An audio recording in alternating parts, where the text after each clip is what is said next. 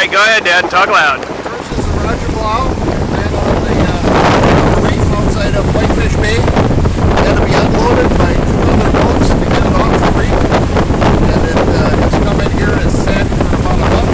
Until the dry dock was available. And they pulled her in, and right now there's no water underneath. It is on blocks that they put underneath the boat to pull it up, because you have to put a lot of blocks. Wait, so they have scuba divers that do that, right?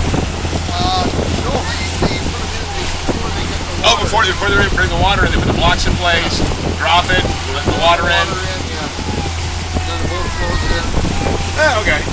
They get definite marks on it. Okay. And they have, it's like a canal kind of area.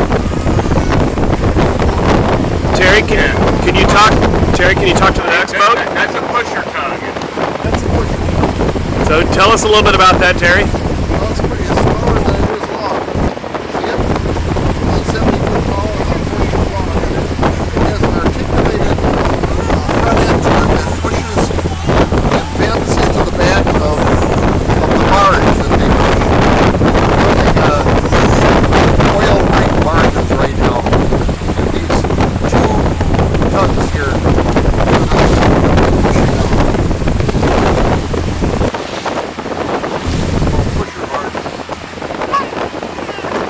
Dad, describe where this one is in.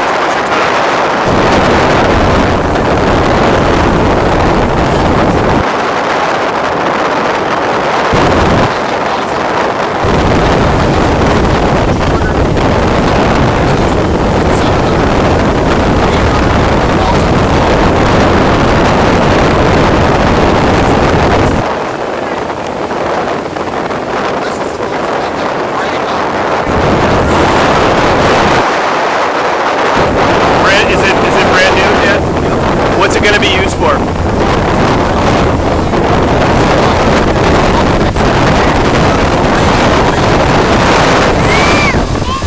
They don't own the rig or anything else, but they supply the rig.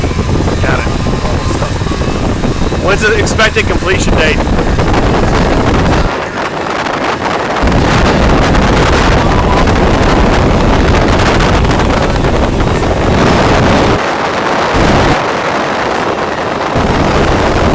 Munson, how big is it?